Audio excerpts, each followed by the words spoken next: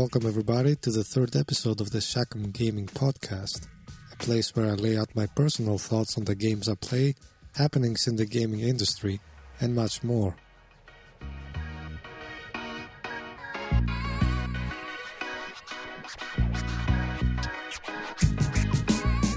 You can find all past episodes and also watch all my live streams and let's plays on bittubers.com/profile/shakumgaming.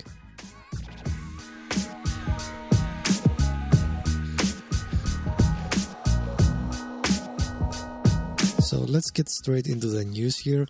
Big news this week for VR, virtual reality lovers. Valve is about to release the next Half-Life game. I know this may sound like a joke, but it's finally true.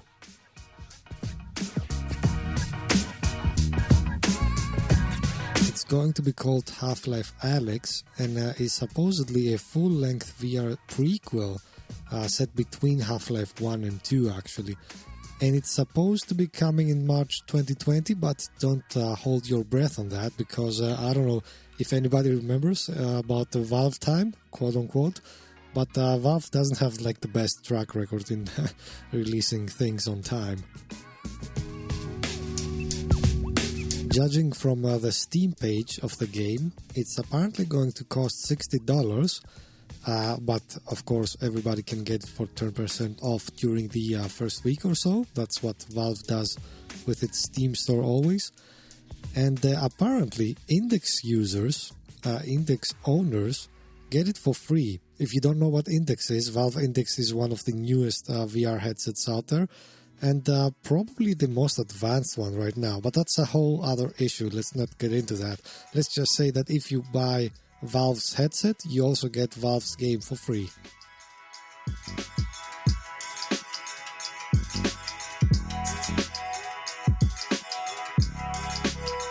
So before I get into the nitty-gritty of the game here, a bit of a funny story.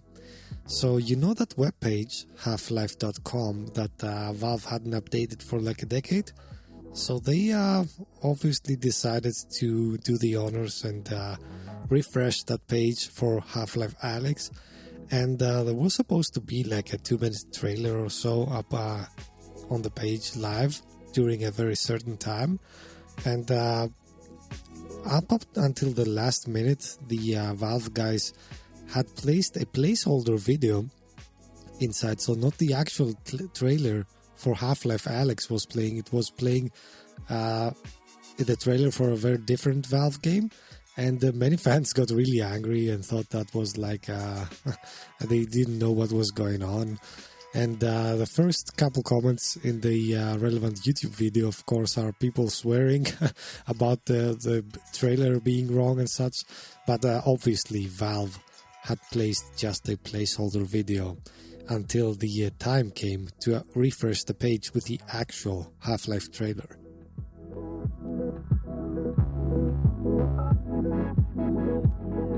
Alright, enough fun though. Let's get a bit serious now. So, what is this game about? So, we do not have a lot of things to go on up to now, but I can read you this bit from the press release. Maybe that will help set the tone of what the game is generally about. So, here goes. Set between the events of Half-Life and Half-Life 2, Alyx Vance and her father Eli secretly mount the resistance to the brutal occupation of Earth by a mysterious alien race known as the Combine. As Alyx, players take the fight to the Combine to save the future of humanity.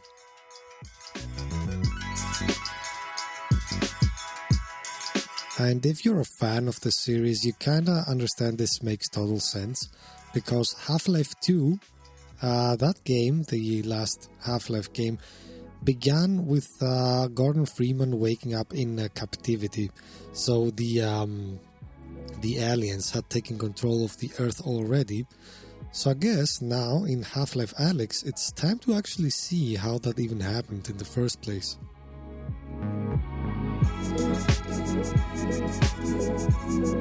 Now, as for the gameplay, we do not know many things either.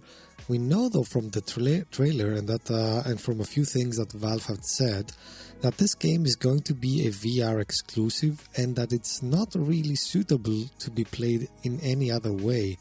Of course, somebody will probably end up modding it for flat screens, but judging from the trailer, you can see the player like moving things with his hands, and it kind of really looks to be built for VR exclusively. So like something would definitely be missing if you try to do that by mouse and keyboard.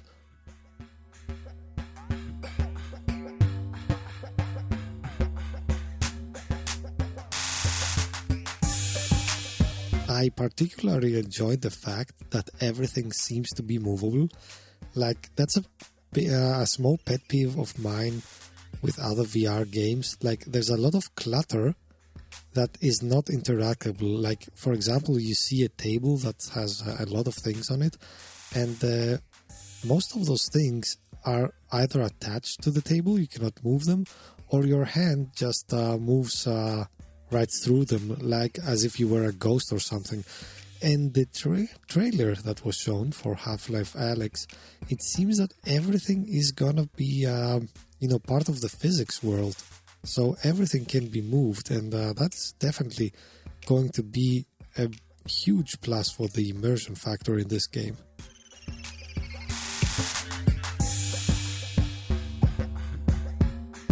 Now, with such attention to detail, though, there's gotta be a downside, and I'm thinking that downside comes in the form of the overall length of the game.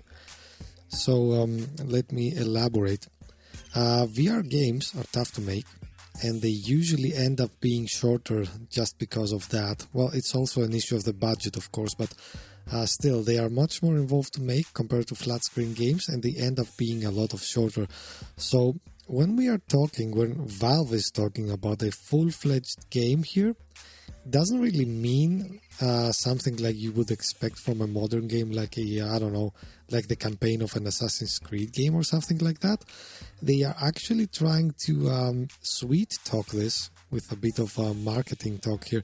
So what they've said actually is like this is going to be a full-scale campaign the same length as Half-Life 2.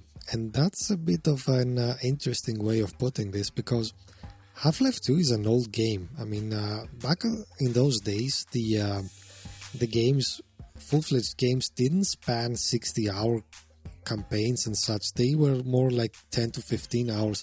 And sure enough, Half-Life 2 took around 15 hours to complete. So don't expect a full-fledged game in the same sense that a modern game is spoken about. Expect about 15 hours of content and you won't be probably disappointed.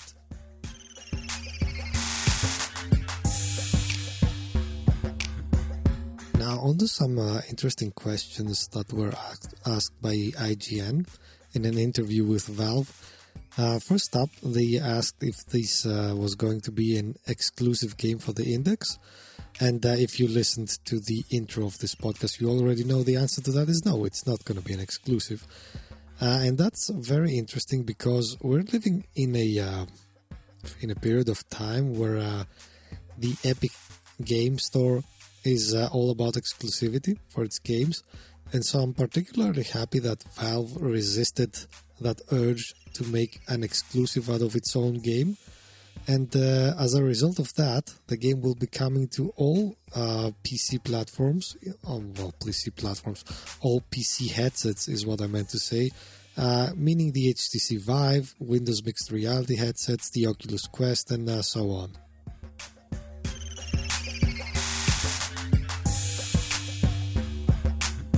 Another interesting question that IGN posed to the Valve developers is who was working on that game actually.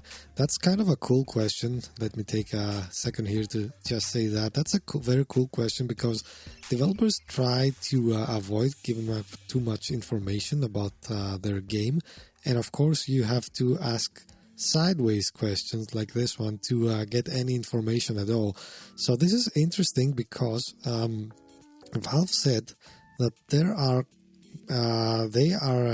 they have developers working on that that have worked on previous Half-Life games, but not all of them. So you're getting something of a connection to the previous games, so it's not gonna be a totally alien experience. Excuse the pun here. And also, a lot of developers that have worked on past Half-Life games, they went on to make other games like Firewatch, for example, and now are coming back to the Half-Life IP. So it seems to be surrounded by developers that love the game, or that have worked at least on the game, and that's a good point about the game. That makes me kind of positive about how it will turn out to be.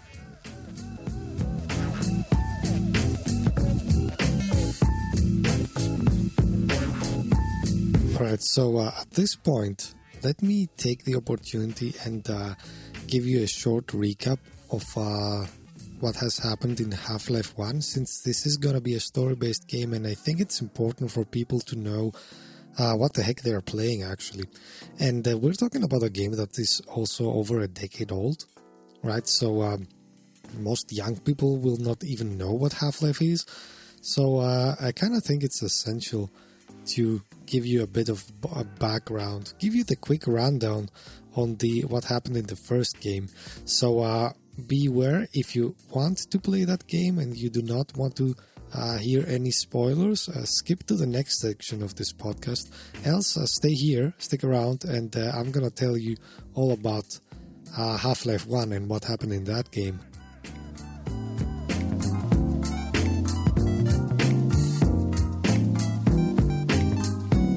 Alright, so instead of writing a recap myself, I'm gonna take the lazy way out here. I'm gonna read through an anonymous comment that was made over a decade ago on Yahoo, and that does a pretty good job of explaining the game to somebody who asked about it. So here goes. Let's see.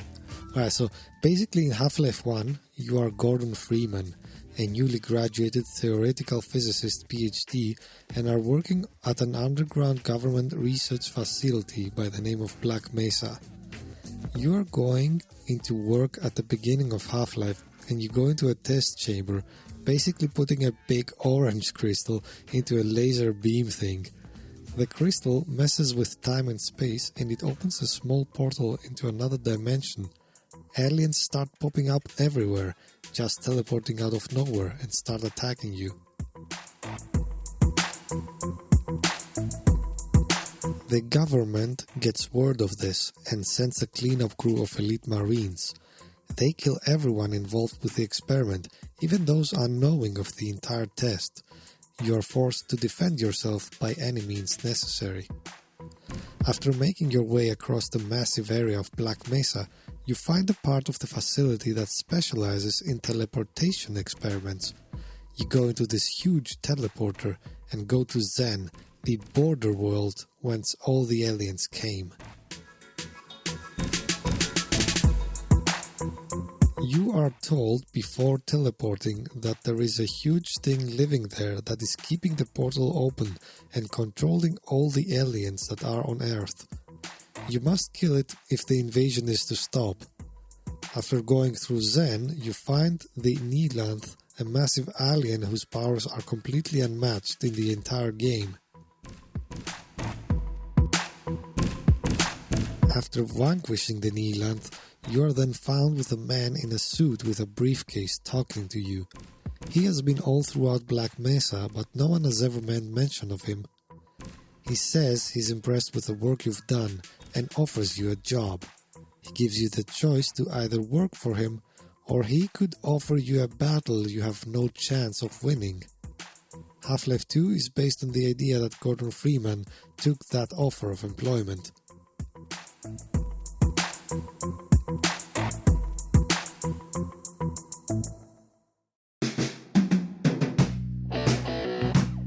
So there you have it. Those are the most important bits of news I think that are currently available about the next Half-Life game, and also a bit of a backstory there to get you started with in case you are new to the series and haven't heard of this game or haven't played one of those.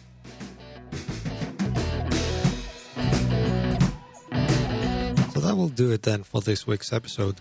Thank you everybody for tuning in, and be sure to subscribe and review my podcast if you like it. And if there's anything you'd like me to discuss, you can leave me a comment in the appropriate section. You can find all past episodes as well as my past live streams and Let's Plays on bittubers.com/profile/ShackMGaming. Alright, take care then everybody, and I'll see you in the next one.